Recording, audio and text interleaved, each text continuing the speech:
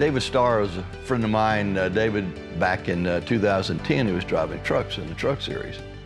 And he wanted an opportunity to drive a Cup car in the Cup Series. So I was trying to help David get a ride, went to several races with him and talked to some owners about what it would take. And really they wanted us to be a sponsor for David, to just really put him in their car, pay for a ride. And I didn't particularly like that idea. And I just said, you know, I think I'll start a race team.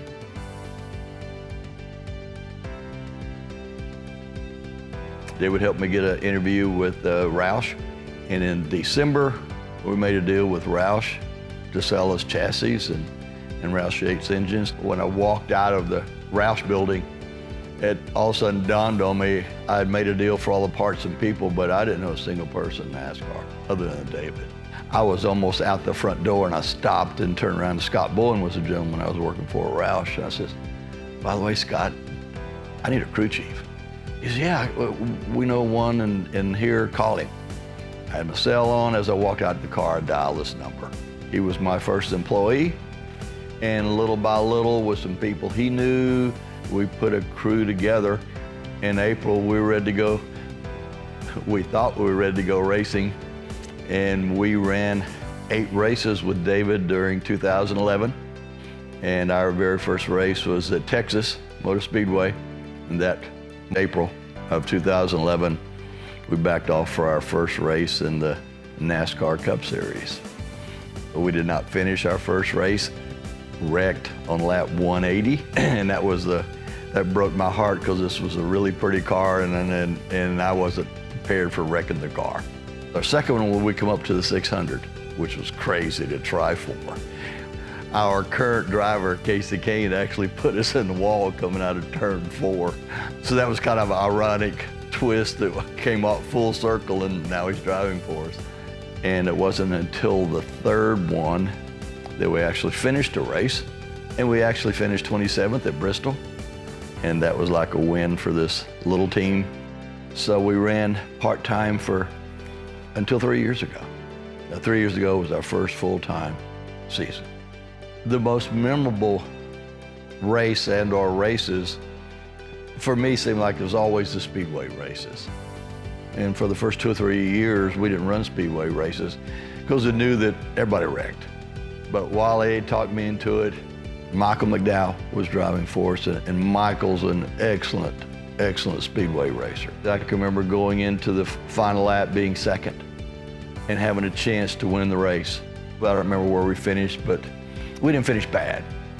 But when you get a chance to win a race, you know, you remember that moment. The most pivotal moment in LFR is probably 2 years ago. Tom Williams and Matt DiLiberto, they asked about becoming partners on the team. And so we took those 2 in as partners. The Leavine family still owns the majority. And that helped us while we were searching for sponsors.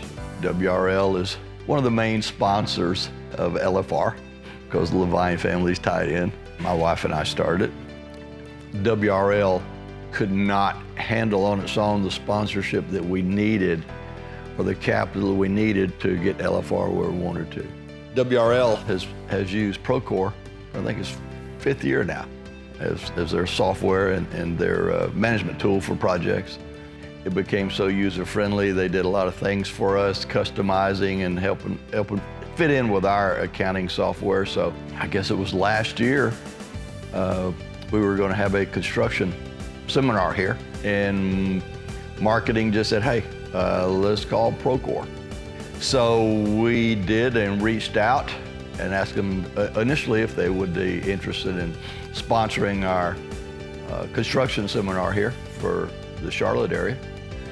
And they said yes, because they knew the relationship with WRL.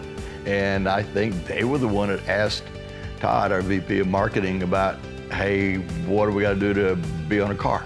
How do we be on a car at maybe the 600?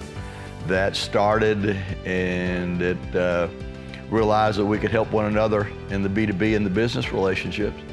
And so it just blossoms from there. The team's biggest challenge, getting the right people Being a smaller team, you have to get a reputation. You're gonna get a good one or a bad one in NASCAR. And so working on that reputation, we've done it quietly, slowly, and in the last 3 years it's really accelerated.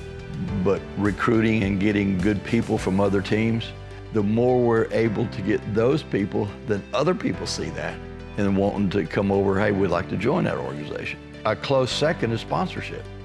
You know, this sport is built around the teams providing sponsorships for themselves in order to run. That's why with Procore, it's really important.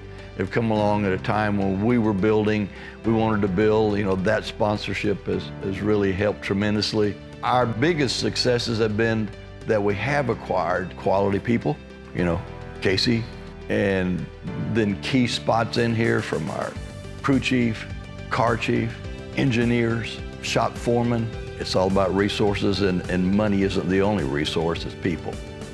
Felt like I want to take that same mentality here for the race team, that we could build this, because whereas I'd never worked for a general contractor, we became a pretty successful general contractor. I figured I'd never raced before, but there's some management principles. If you hire good people and let them do their job and treat them right, it works. The mission for LFR is provide and be a company of character, integrity, honesty in whatever we do. So helping people and being courteous and kind and loving to those people are important to our family. We try to be what our name says, it's family.